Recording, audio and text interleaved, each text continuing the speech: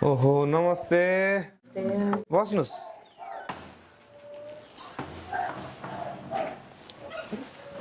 अनि सजिलै आउनु हो के रे हजुर सजिलै बहिनी बहिनी चिया बनाएर ल्याऊ त अनि कति पढ्नु भएको छ हजुरले पढाइ त मेरो डिग्री क्लियर हो। हजुर जग्गा जमिन गाउँमा 1.5 बिघा जग्गा छ। त्यसैमा अर्ग्यानिक फर्महरू छ, त्यही फर्म ल्याएर यता बजारतिर बेच्ने गर्ने, त्यस्तै चलिरहेछ बिजनेस। ए राम्रै रहेछ, पढाइ पनि ठिकै रहेछ, जग्गा जमिन नि रहेछ, राम्रै छ नि त। हजुर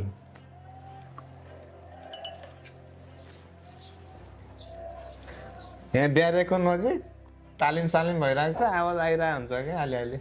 ए त्यही त अलिअलि आवाज आइरहेछ। अनि बहिनी नै हुन्, तपाईँहरूलाई कस्तो लाग्यो? अब मलाई पनि ठिकै लाग्यो, देख्दा ओर्दा सिधा होलिन् जस्तो छ, राम्रै छन् के अरे देख्दाखेरि। अनि मन त उहाँले पढाउनु पर्यो नि त, मेन कुरो त भए पनि आमालाई नि त मन पराउनु पर्यो नि, आमाले भन्ने छोराले मात्रै भएर भएन नि त। अनि बहिनीको पढाइ के कति हो त नि?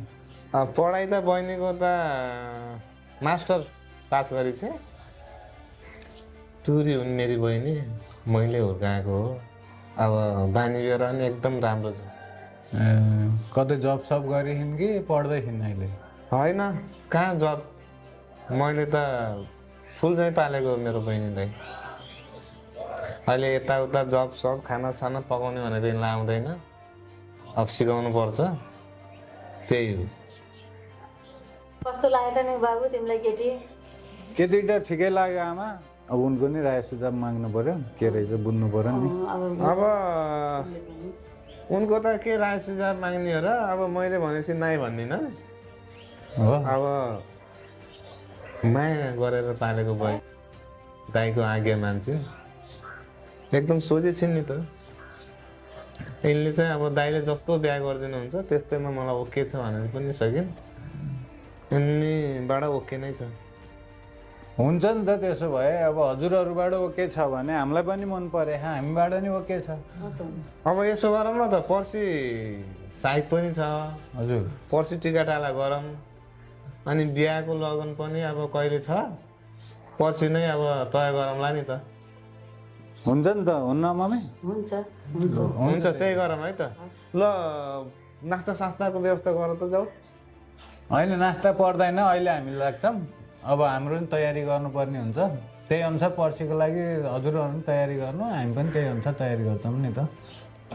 हुन्छ त, हुन्छ लागौँ अहिले। अब पर्सि बिहा गर्ने भने तयारी नि गर्नु पर्यो, जाऊँ बाबु होइन? आफन्त इष्टमित्रलाई पनि भन्नु पर्यो। ल हुन्छ हजुर, लाग्छौँ अहिले। ल जाऊँ मम्मी। हस् त हजुर, गयौँ है हामी। हुन्छ। अब भने बल्ल यसको बिहे होला जस्तो छ।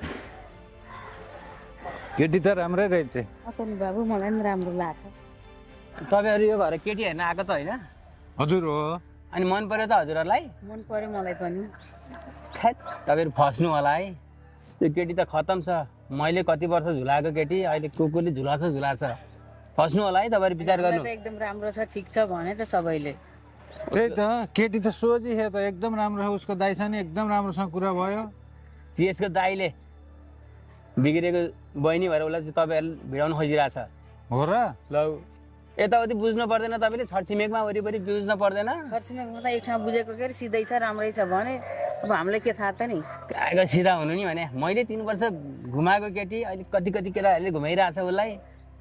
अनि के हो यो? खोइ हेर्नु त, केटी त हेर्दा एकदम सिधा, कुराकानी पक्का भइसक्यो। अनि तपाईँ त्यस्तो भन्नु? तपाईँहरू आफै विचार गर्नु। मैले 1 हप्तासम्म पोखरामा हामी उरोमा बसेको, सँगै बस्या हो। किन ढाट्न पर्यो तपाईँहरूलाई? तपाईँले भन्दा भन्दै लानुहुन्छ, लैजानुहोस् है, मेरो भन्नु केही छैन। कि तपाईँको कुनै रेसिपी डासा मेरो त्यस्तो छ के र? रेसिपी हुनु भन्नु न, मेरो के रेसिपी हुन्छ? मैले अर्को केटी पाउँदिनँ र? हुन त पाउनुहुन्छ पाउन त, तपाईँले त्यस्तै घुमेर फेरि उसलाई किन त्यस्तो भन्नुभयो त नि? मैले त तपाईँले देखेको कुरा, भएको कुरा भनिदिरहेको छु, तपाईँहरू विचार गर्नुहोस्। अनि त्यत्रो समय घुमाएको केटी तपाईँले बिहा चाहिँ किन गर्नु भएको छैन त? त्यो त मैले मात्र घुमाएको भए पो हुन्छ त भने, धेरैले घुमाइरहेछ त। अब त्यस्तो केटीलाई मैले बिहे गर्छु भने विचार गर्नुहोस् तपाईँहरू। म त भनिदिने कुरा हो, मैले भनिदिएँ है। जाम भयो होइन अन्तै जामलाई आऊ त्यही त राम्रै खान्दैन भनेर आएको अब यस्तो एकदम केटी ठिक त के गर्नुभयो बिहा हजुरहरूले। गर्नु र? जानुहोस् ठिक गर्नुभयो